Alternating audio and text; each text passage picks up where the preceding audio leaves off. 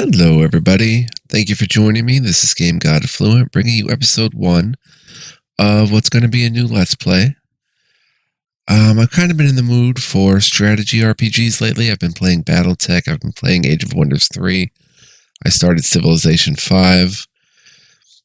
And this is a game that I bought a long time ago. And I got it cheap because it's been cheap in Steam sales for whatever reason. And I didn't really know anything about it, and I played it for now 15 minutes just to load it up. And I see that, okay, this thing has a lot of RPG elements, inventories and skills and spells and all sorts of stuff, hero units, much like Age of Wonders 3 has. So I thought, you know what, let's go ahead and start it and see how far we get in this first run. I'm still undecided on what clan I'm going to be. But we'll record this first batch, maybe get 10, 20, who knows how many episodes out of it. And have some fun. So I hope you join me for that. We're going to be learning the game together. I'm going to be going through the tutorial. So let's just hit play and see what happens.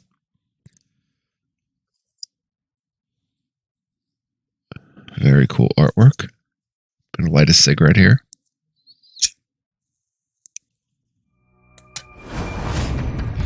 Rogue Factor. We're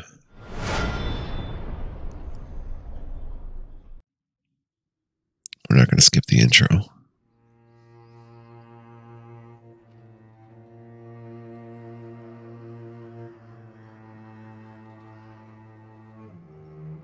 Not since the horrors of the Black Plague has our land seen such despair. Almost 2 millennia after Sigmar founded the Empire, the realm is fractured and broken. 3 rival factions claim the Imperial crown: Marienburg, Middenheim, and Reichland. Lure of power brings the armies of men against one another in a seemingly endless tide of battle.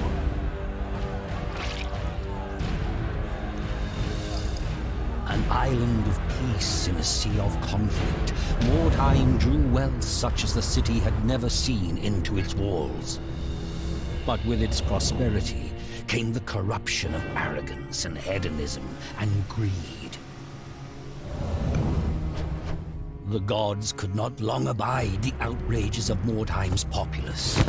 In the heavens, an ill star appeared. A great twin-tailed comet that some priests warned was nothing less than the hammer of Sigmar. They preached tidings of doom and repentance, but their sermons were ignored. An attitude of rebellious revelry gripped the city as the comet grew ever nearer.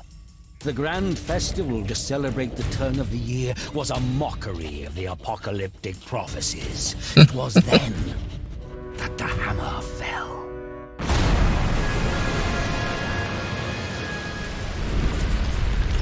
The fiery comet plowed through the city, gouging a deep crater in the midst of the poor quarter. The wondrous palace of Count Steinhard was broken, the grand amphitheater shattered, the vast great library blighted by a pall of ash. Fire and smoke decimated the populace, but worse awaited the survivors. A malignant corruption that brought with it mutation and madness, the vile taint of chaos.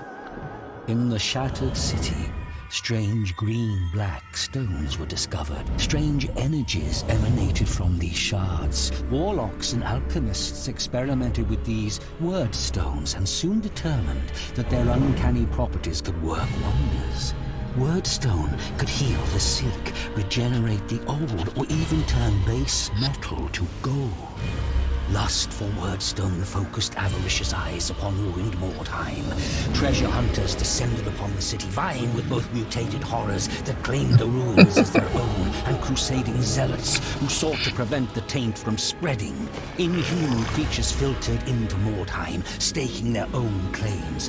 An endless pilgrimage of the greedy and ambitious, fighting and dying in a place now called the City of the Damned. Oh my gosh. What? This is Warhammer? was absolutely insane. Just another day in the city of the damned. Welcome to Mordheim, City of the Damned. The Dark Force joins the battle for Mordheim. The undead have arrived and are hungry for power. New warriors, skills, and campaign await the undead DLC. I have that. This is also with all the DLC.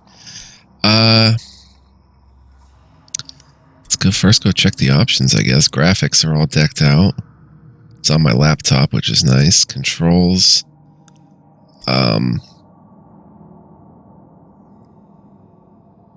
Yeah, nothing really to change. I'm going to go ahead and delete these warbands because these are just me starting up the game and not do anything. Let's check the tutorials.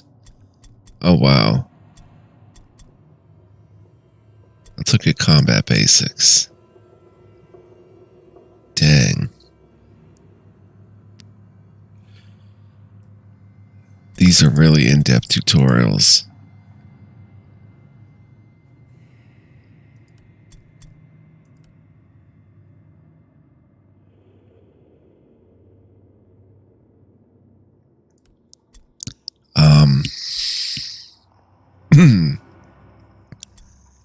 Should we check this out?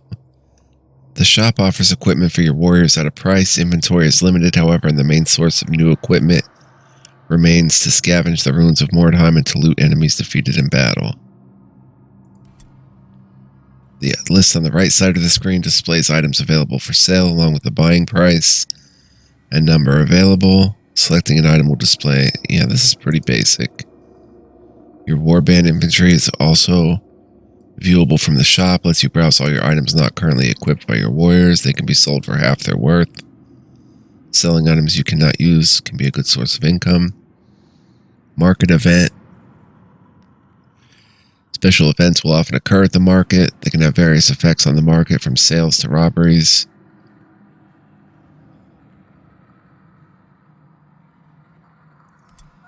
Market rotation. Each mark tag will bring a new market rotation. Items may be added or removed from the shop inventory during the rotation. If you really want an item, it could be wise to wait before the next mark tag. It may no longer... Could be wise to buy it before the next mark tag, as it may no longer be available soon. Finally, you can find a list of items that have arrived with the latest event. The list cannot be interacted with. Alright, let's go through this. In this tutorial, you control a group of Skaven who are scavenging for resources in the quayside area of Mordheim.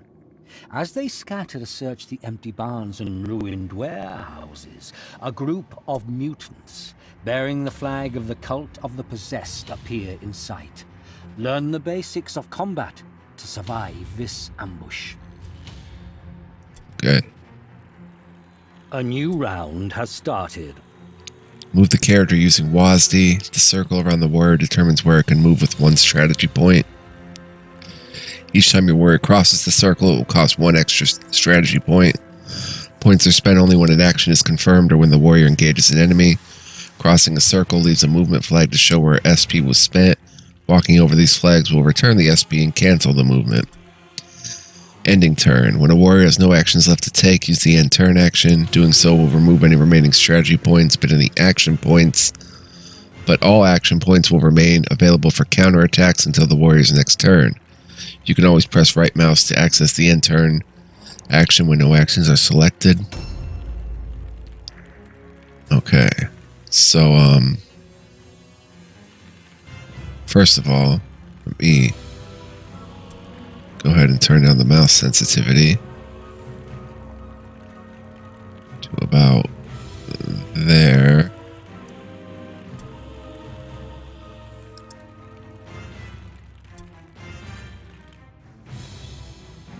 Alright, so let's move. 1, 2, 3. Okay, end turn. Confirm end turn. During an enemy's turn, if one of your warriors is attacked in melee, you may have the option to perform a counterattack. It's only possible if your warrior has enough offense points remaining and a melee weapon equipped. The action must be confirmed by pushing left mouse. Dodge fail. Confirm counterattack. Trying to figure out. We have a 79% chance to hit for 41 to 46. We're Rusarin Shadow Knife, I guess. Yeah.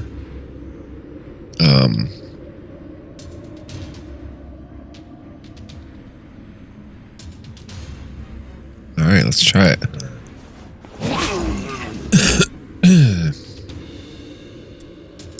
When a warrior enters a threat zone represented by the red circle around enemies, movement is automatically stopped and the warrior becomes engaged in melee. The warrior can now attack any engaged enemy. The cost of the attack and offense points will vary based on the weapon used. For example, two-handed weapons will cost 2 for the first attack, then the cost will increase by 1 for each subsequent attack. To attack, select the action attack and press left mouse.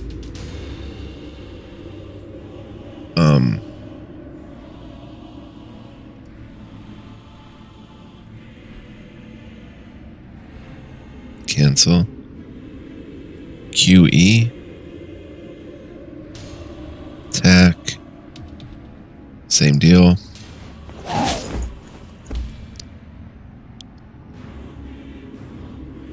Attack. Confirm attack.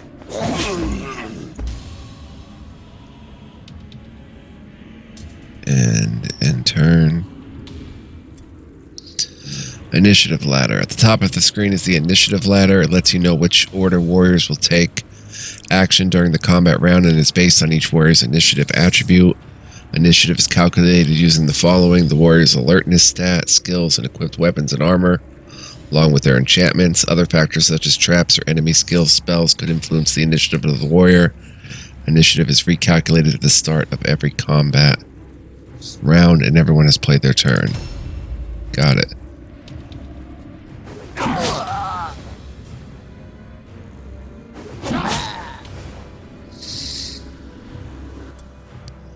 Athletic actions. In many locations, warriors will have the option to perform an athletic action, climb, leap, or jump down at the cost of 1 strategy point by pressing left mouse. When performing one of these actions, an agility test will be taken. Failing the test will cause the warrior to fall and receive damage. If an ally is in the landing zone, it will move. If an enemy is in the landing zone, it will be moved, and a bonus will be granted to the warrior for its next offensive action. Makes sense.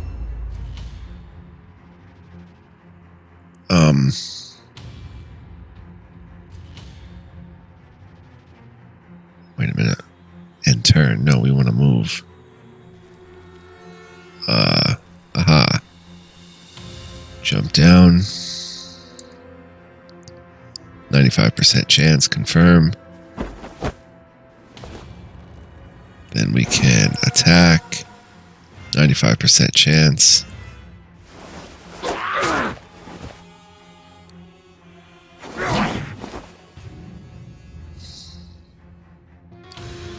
Attack again.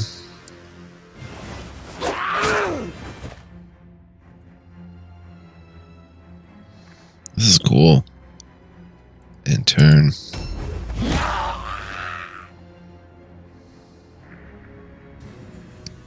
Counterattack.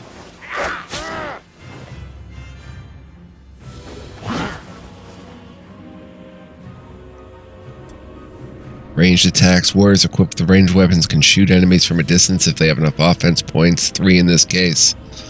Once a ranged weapon has been fired, the warrior must reload it at a cost of strategy points before being able to shoot again. The reload cost starts at 2 and increases by 1 for every reload action taken during the turn. Okay, shoot. Who are we shooting? Oh, okay.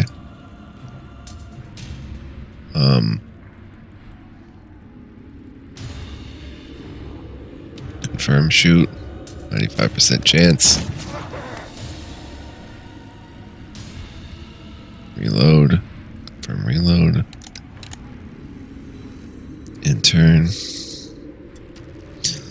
Melee and ranged attacks have a chance to become critical hits. Critical hits always deal the max potential damage and ignore the armor absorption of the target.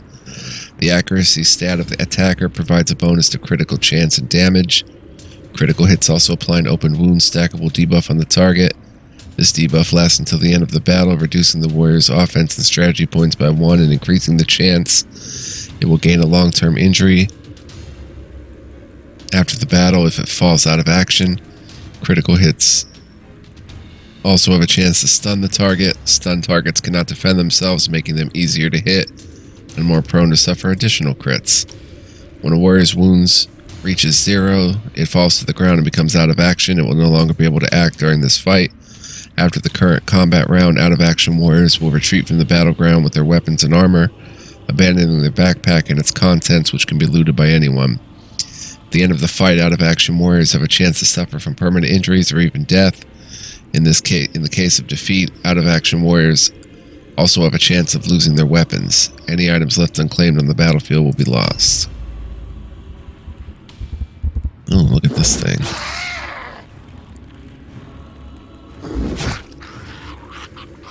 Dang. Time goes scrit. Similar to threat zones of enemies, allies have control zones represented by a blue circle which prevent friendly warriors from standing too close to each other. However, it is possible to pass through an ally's control zone as long as the warrior can finish its movement outside of it. No action can be taken from inside an ally's control zone.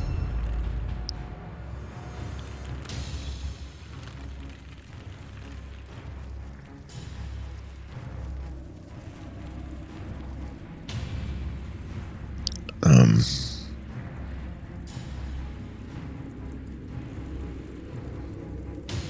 77% chance. Oh, that was a crit, I think. Stunned him. And then we can finish him off. And turn. Strategy view. The battlefield can be viewed from above by opening strategy view with the left shift middle mouse. The location of allies, wordstone points, and treasure points will always be displayed. The map will also reveal the position of enemies visible by one of your allies, and it will display the last known position of enemies that are no longer visible, labeled as a question mark. The card of each warband is always visible and will always serve as a deployment point. Use WASD to navigate the map in strategy view.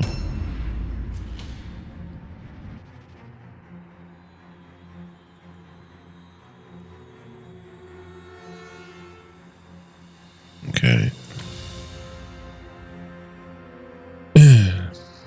Cult of the Possessed.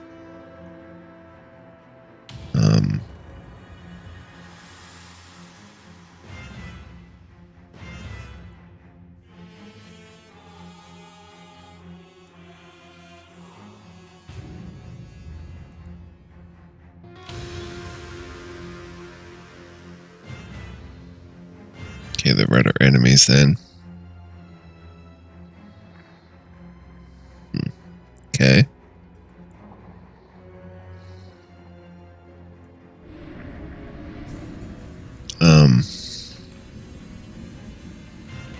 Oh wait, let's check the strategy view again. Okay, so for him, he'll want to shoot. What could he do?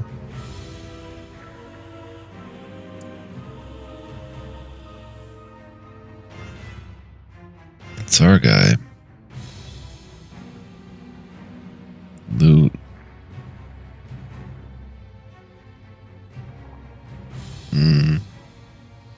Come down around here. And come down here, I guess.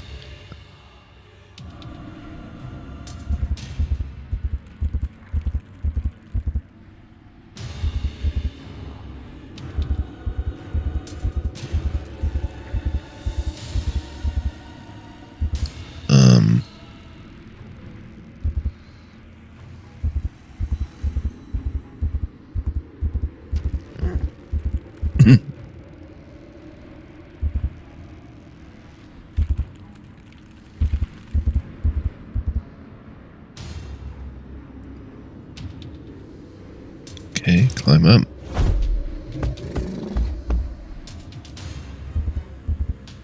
Aha, now we got it.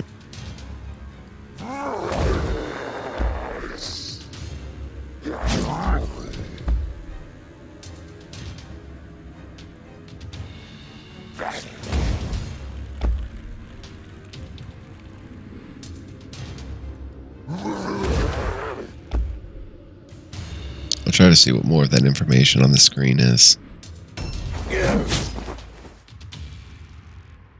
A new round has started. While in strategy view, up to 5 beacons can be placed by pressing left mouse to help you navigate the treacherous streets of Mordheim. These beacons will display a tall beam of colored light when navigating Mordheim to help you find where you aim to go. To remove a beacon, place the cursor over it in strategy view and press left mouse. Both carts can have a beacon activated by default, which can be turned off in the option menu, which opens by pressing escape. Okay, so we need this view. We want to come down here.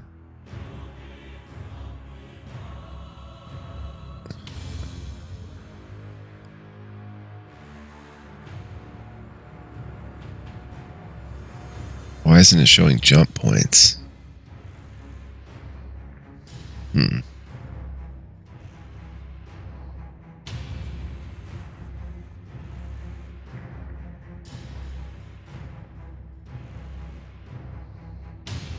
I don't know. Let's see what's going on here. I guess it just doesn't show jump points.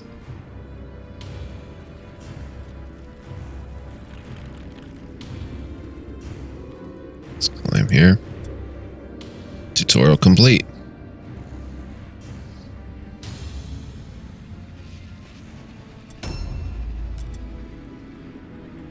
Alright, let's keep it moving with more tutorials. That was very cool. I am interested. The over-the-top craziness of this world is so hilarious. It's like, I can't even explain it. Alright, let's try this one. You take control of a mercenary group seeking to plunder what's left of the riches stashed in a corner of the merchant's district. As the search goes on, it soon becomes clear as to why the ruins haven't yet been plundered when your warband is ambushed by the Sisters of Sigmar. Master the lessons of this tutorial to survive their onslaught. Okay. A new round has started. Mordheim is eerie, and its many alleys and streets confuse even the most seasoned warriors. Only the positions of enemies that are visible to one of your warband warriors will be displayed on the map or strategy view. As soon as an enemy is out of sight, it will vanish, and its behavior will remain unknown until it can be seen again. Unknown enemies will be displayed as question marks in the initiative ladder, and their last known location will be available in the strategy view as a question mark as well. That's cool. Enemy turn.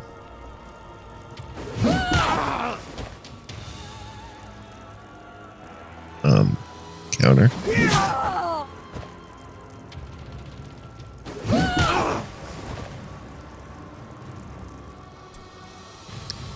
When there are multiple targets available for an action, they can be cycled through using E and Q after the action is selected.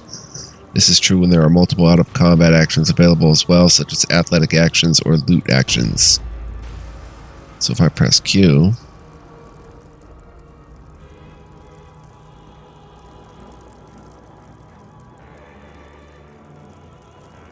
Okay, I have to press attack first.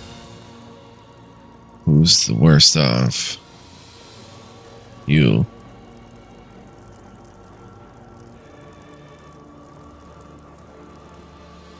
She's a hero, she's the leader.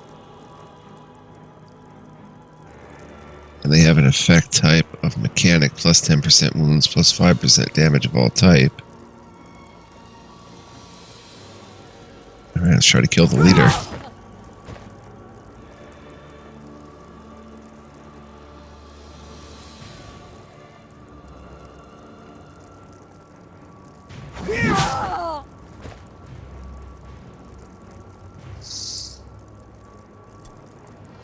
Dodge and parry. To increase survival chances, warriors can use defensive combat stances.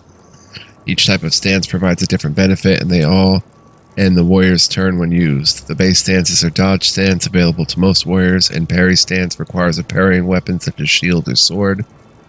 These base stances both cost 2 strategy points. While using one of these stances, the warrior will automatically try to dodge or parry the next successful melee attack it suffers at the beginning of the warrior's next turn. or after a dodge or parry attempt has been made, the base stance effect is lost. Parrying successfully also reduces the cost of a counterattack performed in response by offensive points. By 1 offensive point.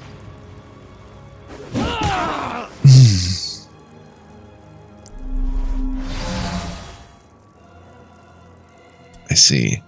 Use Q and E to cycle through actions available for this active warrior. As strategy and offense points diminish or as targets get closer, farther in range, the options available in the cycle window will vary as well.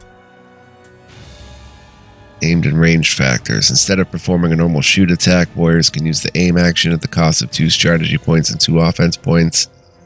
Aim increases the chance to hit by 20% and critical hit chance by 5%. Other variables can modify the chance to hit for ranged. The shooter is more elevated than the target. The target's beyond partial cover, walls, furniture, allies, enemies, etc.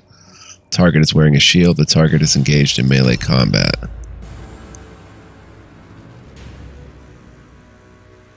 Let's check the strategy map.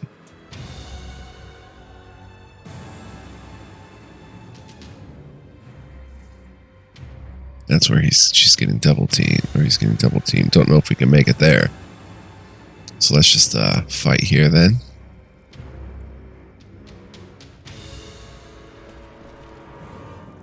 Oh, I could jump down here.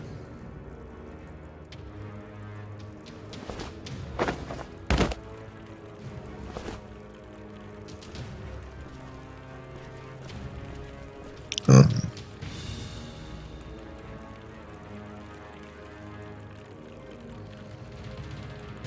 Hmm.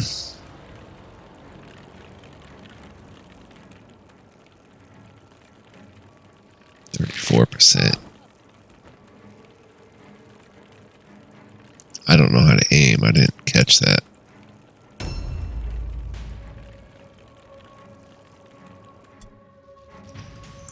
Making a warrior wait before its next turn is often a viable strategy. Instead of wasting a turn doing nothing, the warrior can perform a delay action at the cost of 1 SP to slide further down in the initiative ladder by 3 positions. The warrior will then resume its turn with the amount of points it had left. Delay cannot be used if warrior is last on the initiative ladder.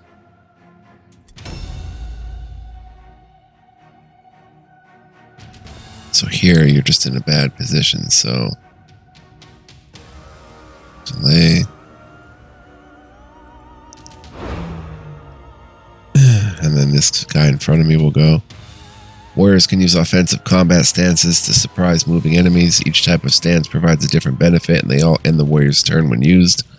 The base offensive stances are ambush, requires a melee weapon. In this stance, a warrior will charge and attack an enemy that enters its charge range, typically equal to 1 movement range. Successful ambush inflicts a debuff that reduces hit chance by 10% for any counterattack performed in response. Overwatch requires ranged weapon. In this stance, a warrior will fire at an enemy that enters its firing range based on the ranged weapon equipped. These stances both cost 2 offense points and will cause the enemy's movement to be committed if triggered.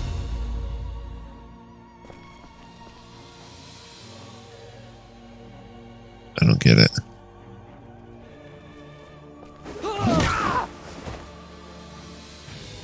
Oh, she ambushed me.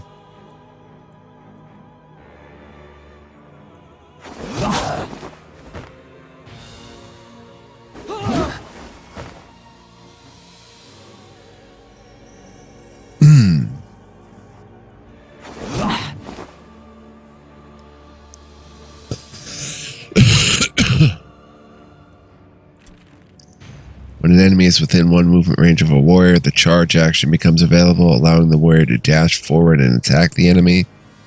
Charge costs 3 offensive points and requires a melee weapon. It can be used to close the distance to an enemy, even with no SP remaining. Charging has a minus 10% hit chance, but 50% increased damage.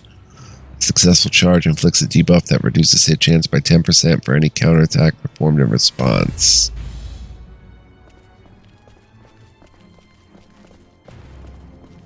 Charge.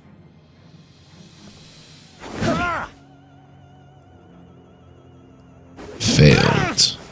Beaten by the girl.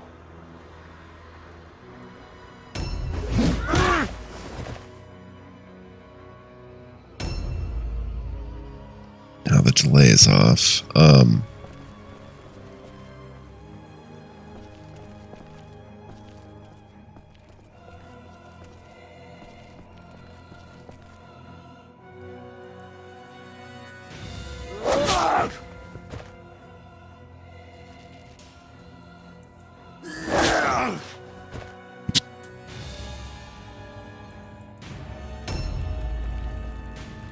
Are we done? Is we finished or is we done?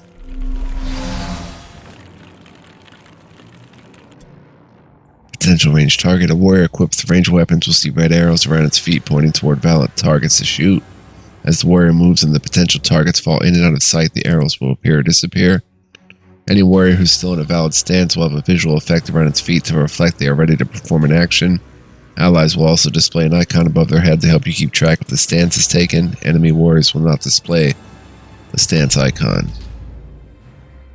Overwatch stance. Dodge stance. Switch weapons. Perception. Delay.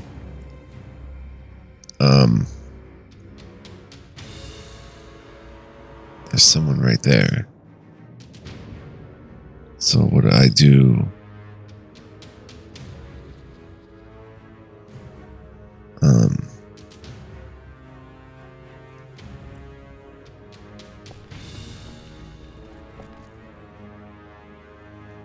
Why wouldn't I just shoot? Aim.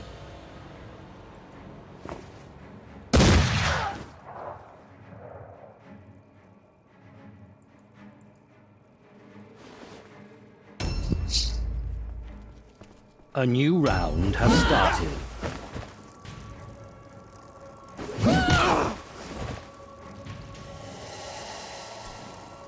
Disengage and flee. When a warrior wants to retreat from close combat with an enemy, it has two options. You can do so safely by using the disengage action at the cost of 1 SP and 2 OP, carefully moving back from enemy by a few meters. The warrior can flee, costing only 1 SP, but grants each engaged enemy with melee weapons a free attack. The warrior will then run a fair distance from the opponent. Both options can only be attempted if there's sufficient space behind them. Some warriors are very bold and will never have the disengage or flee option. More info can that be found in the warrior's perks info when out of combat. Okay, if you... Let's go ahead and try to flee. You'll still survive. You'll take 2 attacks. But you can get... Oh, he does it automatically.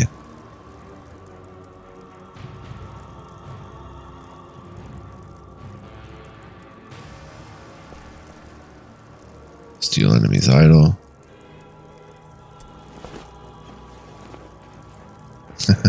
Take.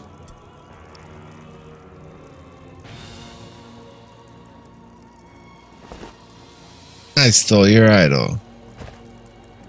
Liberator's Bone. Keep running. Ah, nice.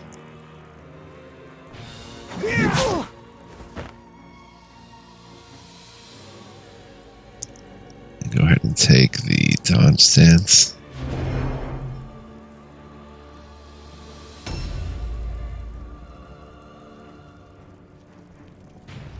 Oh, she's coming.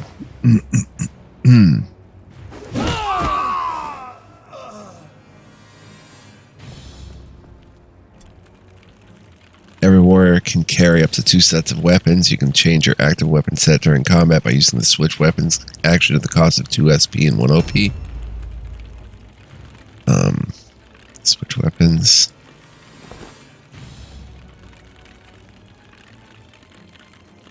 And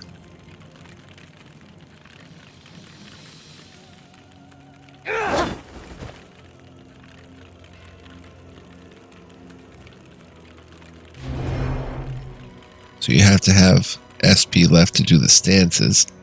Completed the tutorial.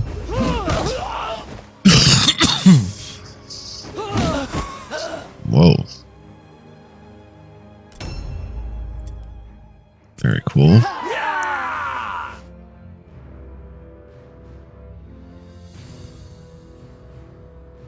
Let's see how long we've been playing. I want to go through these. It seems like a very complex game, and I want to get the most out of it. 35 minutes. We'll go through one more tutorial. Advanced combat tactics.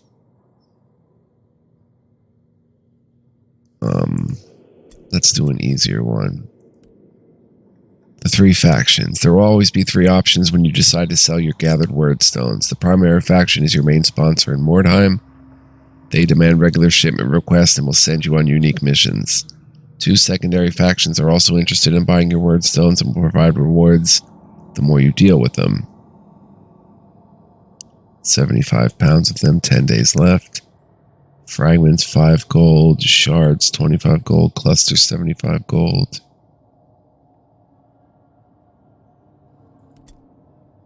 Wordstones and reputation. Selling wordstones to a faction will provide you with 2 rewards. Reputation with the faction, which will increase its affinity towards you. More on that later. Payment in gold crowns, which will be received several days after the shipment has been sent. Multiple shipments sent on the same day to the same faction will be compiled together in the daily report. Wordstone Requests. Your primary faction sponsors your expedition in Mordheim and allows you to keep everything you find. In exchange, they request constant wordstone shipments. The wordstones you send to cover this debt are paid at only 50% of their worth, the other 50% being held to cover extra fees. These requests must be fulfilled within a specific time frame, and they do not provide a reputation reward. Failing to deliver a request on time will cancel the current request and replace it with a larger shipment. You can still gain rep with your primary by selling extra wordstones beyond the requested shipment.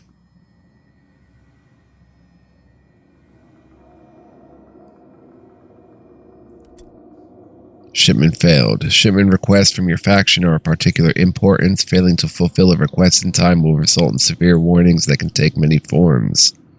Failing 4 times will cause your faction to retract their sponsorship.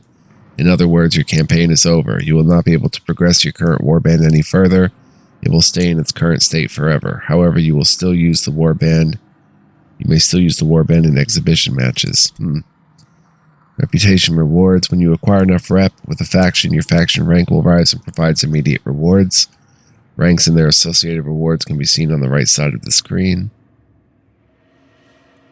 Nice.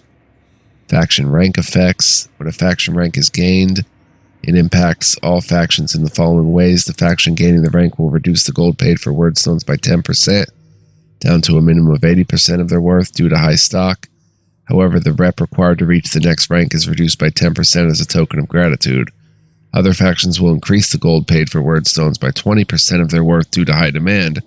However, the rep required to reach the next rank is increased by 5% due to your dealings with a rival faction. Makes sense. Cool. Veteran system. The veteran system is a way to track your journey and achievements in the City of the Damned. These achievements are measured across all warbands you have played on your account. The progression in veteran ranks will never be reset or lost. On the right side of the screen is a list of tasks that can be completed to gain experience and increase your veteran rank. Each time a task is completed, a message will appear at the top of the screen no matter where you are in the game to let you know. Upon gaining a new veteran rank, you will also receive certain bonuses and perks that are detailed on the left side of the screen. Veteran skills. Every time you gain a rank between 0 and 10, you'll also gain a veteran skill point. These points can be spent in the veteran skills tab to the right to gain extra benefits for your warband. Play them carefully as these skills cannot be refunded once selected. Veteran skill points are saved per warband. If you start a new warband, all of your points can be used to purchase a different set of skills. Don't really care about skirmish mode. Warrior attributes. The base stats of the warrior are offense and strategy points covered in combat. Tutorials. Armor absorption directly reduces damage taken from physical, ranged, and melee attacks. This does not impact spell damage. Damage calculated based on weapons equipped in the active slots as well as enchantments. Critical hit chance also based on equipped weapons and enchantments. Wounds. The amount of damage a warrior can take before falling out of action. Warriors have 9 primary attributes split into 3 core categories: physical, mental, martial. Attributes can be selected in the warrior management screen to view more information on their effects. As for your warriors progress, they'll gain either a physical, mental, or martial advancement, and you can decide which attributes should be increased. Keep in mind that attributes also determine which skills the warriors can train. Movement and initiative determines the movement attribute determines how many meters can be moved per strategy point spent. It can only be modified through skills or enchantments. Initiative determines the order in which warriors will take actions during a combat round. It is modified based on the alertness attribute, armor and active weapons equipped along with their enchantments, and the skills of the warrior. Morale stats. Warriors have 2 stats that impact morale in combat. Morale, this value is based entirely on the leadership attribute and is combined with all warriors to form the warband's morale pool. Morale impact. The value is based on the warrior's type, leader, henchman, etc. and increases by 1 per warrior rank. When a warrior falls out of action in combat, their morale impact value is deducted from the warband's morale pool. If many of your warriors have low morale values compared to their morale impact values, you may find your warband routing very quickly.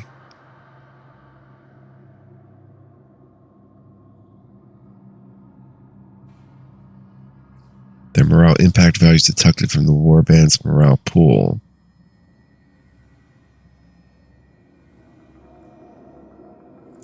Oh, I see. Some resistances are applied to prevent an enemy action from succeeding against your warrior. These resistances are melee, ranged, and critical hit.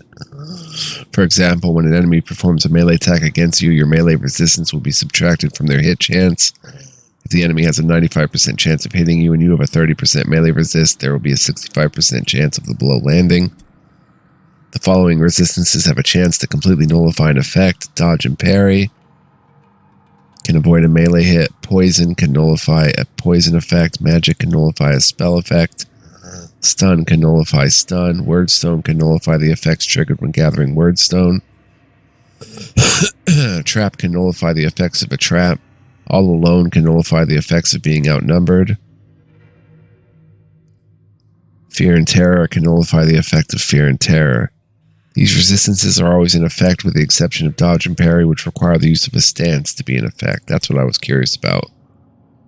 Warrior rating is based on several factors: warrior type, leader, hero, henchman, impressive. Attributes worth 1 rating per primary attribute point. Items equipped as well as their enchantments, skills, spells worth 2 each and 4 for mastered versions. A warrior's rating value is only added to the warband rating when the warrior is in an active slot. While they rest in the reserve or unavailable slots, their rating is not added to the warbands.